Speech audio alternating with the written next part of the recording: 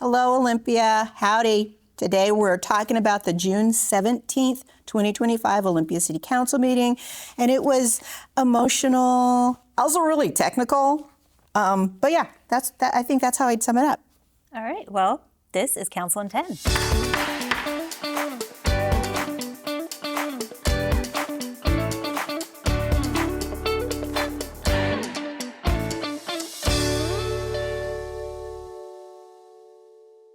For the record, I'm Kellie Purse-Brossett. And I'm Susan Grisham. All right, let's get to it. All right, let's roll. Mayor Pro Tem Nguyen and Councilmember Vanderpool were excused yesterday. And then we rolled right into announcements. So City Manager Jay Burney introduced the city's new finance director, Mike Githens. And council members welcomed Mike, who's a seasoned finance professional that comes to us from the city of Shelton. And nice he arrives just in time as we're ramping up for budget season. Yeah. No party like a budget party. Fun time to watch. Yeah, there ain't no budget because it doesn't stop either. No, it never stops. And then the city manager also announced that Strategic Communications Director Kellie Purse-Brossett over here is leaving us to retire at the end of the month. So I don't know who let this happen, but I'm both devastated that you're leaving us and excited about your new chapter. Well, I am. It's an uncomfortable position to be in because I do all the stuff that gets people to the podium and shining the light on that. So it's not at the podium is not my happy place or my comfortable place. And yes. But I told Mike it's like we're alpha and omega. You're coming in the door and I'm going out. So, yeah. Well, the city manager shared his just absolute reverence for your work and just all the wonderful things that you brought to the city, and council members also shared their gratitude for your work, and the city's voice will be different without you. Well, and it was just about as uncomfortable as this moment is. So we'll make it stop now. Let's make it stop now. So then approval of the agenda. The agenda was approved, and we moved on to special recognition, where council members read a proclamation recognizing Juneteenth in the city of Olympia. Yep, it's Juneteenth time. So this is the 5th year of the celebration at Rebecca Howard Park. And for those in the know, Juneteenth marks the June 19th, 1865 date that news of the Emancipation Proclamation reached the enslaved people of Galveston, Texas. And mind you, the Emancipation Proclamation actually happened 2 years before. So they worked under enslavement 2 years after they were actually freed. So that celebration of that bondage started in Galveston, Texas, and has spread across the country in the form of Juneteenth. Yep, and that celebration is going to happen in Olympia. It's been happening in the Olympia area for a long time. But Olympia's sweet little event at Rebecca Howard Park, it happens every year, the last 5 years, and this year it's going to be on Saturday, June 21st, from 1 to 5. It's free. It's family friendly. There's going to be food and music, as always. So vendors. Yeah, vendors. And the city of Olympia is always really proud to be part of that. So come on down. Yeah. Right. Then we went into public comment. Yeah. So we had no in-person commenters, but we have 5 remote commenters, mostly around transportation topic, and most of the commenters were commenting on a proposed extension of Log Cabin Road through the LBA Woods, which would be that proposal would be part of the regional transportation plan, which stretches out to like 2030. I believe. Yeah, it's a long-term focused plan, and they're encouraging the city to take it out of the plan, but keep in the studies in 2030 so that there's not a requirement to do the road, but a requirement to get information about whether a road is still needed. Yeah. So that's happening. And then there was consent calendar. Yeah, and that was approved. No polls, no nothing. Approved, no polls, and we went right into a public hearing. Yes. So it was a public hearing on Program Year 2025 Community Development Block Grant Annual Action Plan. And so what this action plan does is it outlines how we're going to spend our community block development grant funds for the year.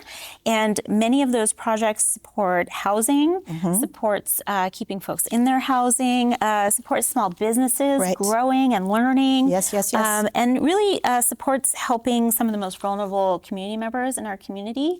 So this was the public hearing for it, and the plan will come forward for approval at a future meeting. Right, and the CDBG funds, the federal government requires that, I think there's 2 public hearings a year so that the public can comment. And we had 3 community members testify in support of the funding.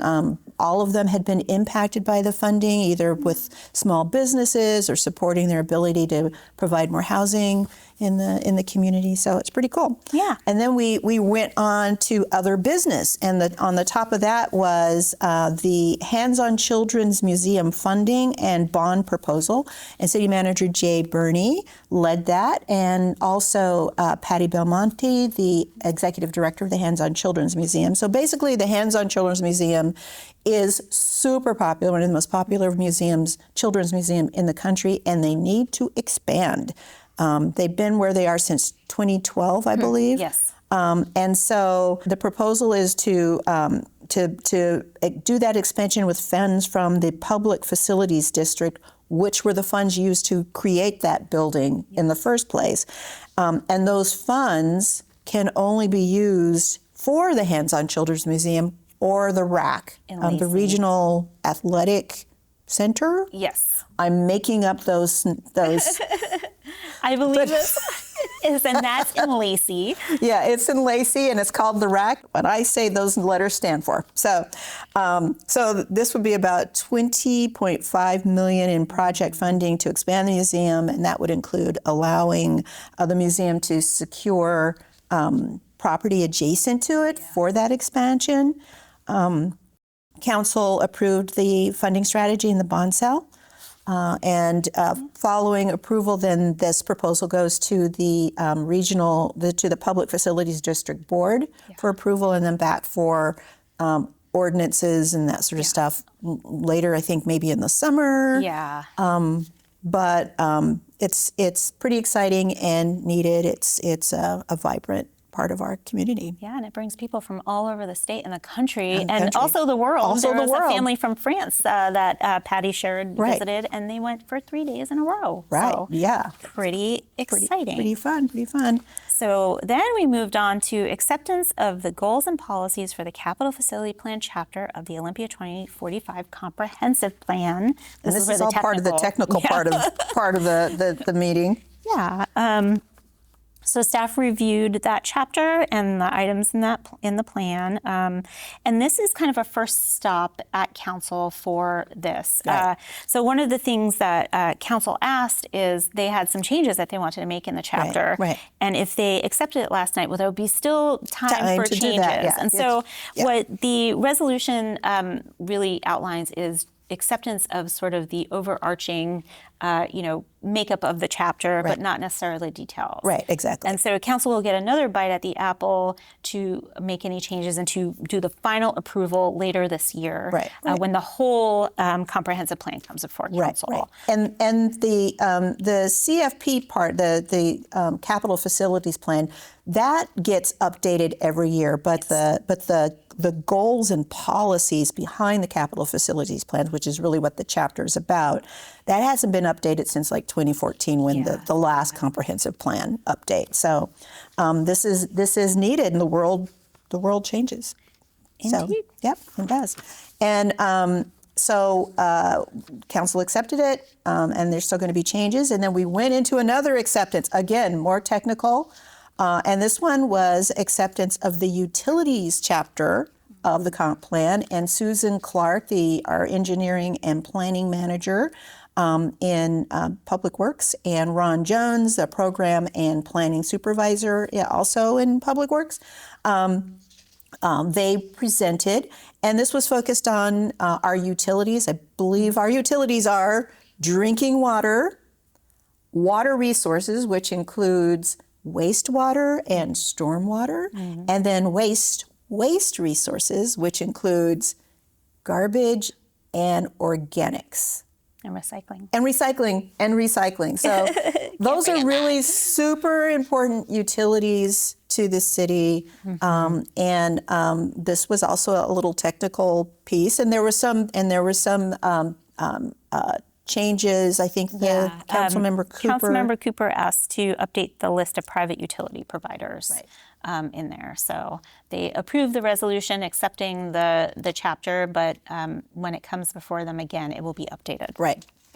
So, and this is, again, this whole process of moving the comprehensive plan forward. There are going to be other chapters coming in future council meetings for this kind of acceptance and conversation. Again, technical, but so important because the comp plan is the community's vision for the city. Yeah. All right. Well, that was approved, as you said, and then we moved on to reports. Yep. And the mayor noted how proud he was about how the community's peaceful protest on Saturday with the No Kings protest. And he did a special shout out to our police department and our fire department because they were there the whole time, making sure everyone stayed safe. Yeah. And so everyone got to exercise their First Amendment rights as we do in a free democracy and do it in a safe way. So yay, Olympia, way to go. Yeah. And then City Manager Bernie had no reports, and the meeting adjourned. Said enough. Yes. And the meeting adjourned at 8:17 p.m. Boom. There we go. So, all right, this is hard. This is my last council in 10. And without cameras on me, I don't have to behave myself as much, and I intend to misbehave way more. Just so you know, but I'm going to miss this. I'm going to miss you guys. I'm going to miss sitting across from you and with Uhura between us. Well, she might have to stay behind and be, with your spirit. She is my favorite communications officer, just so you know. That is why she's here, because she's always been my favorite communications officer. Well, Kellie, you're going to be deeply missed in so many ways, on a personal, professional, and just your heart and your voice will be missed here at the city. So I kind of want to cue Boys to Men, End of the Road at the end of in the background here a little bit, because it's all I can think about, and try not to get weepy. Yeah, no, we don't cry at work. We do that in our car. Yeah. Or the bathroom stall. Well, other places as well. Yeah. Well, here's to more shenanigans, on camera or off. Yeah, there you go. I guess. So I will say for the last time, thank you for joining us. If you want to watch us live, you can stay tuned, and the council meeting we just talked about is going to follow right behind. Or you can watch this and any of our programming on demand on anytime at olitv3.com. Please download our app because it's so good. The Oli TV app. Put it on your phone. Watch us there. And if you want to watch a council meeting live and in person, well, I'll be here most Tuesdays at 6 p.m. I don't know what you'll be doing on Tuesday at 6 p.m. from now on, but probably not thinking about us. I won't be here. Yes. I'm going to say that. Yeah. I'm going to keeping it fun. Yeah. I'll be up to shenanigans. Yeah. I'm going to put it on my calendar. 6 p.m.'s shenanigans. Well, all right. I'll still save a seat for you. And I'm going to come down sometime, maybe, and look for my seat. All right. And we'll save a seat for you, too. All right. Thank you. And with that, we're adjourned. Beam me up, Scotty.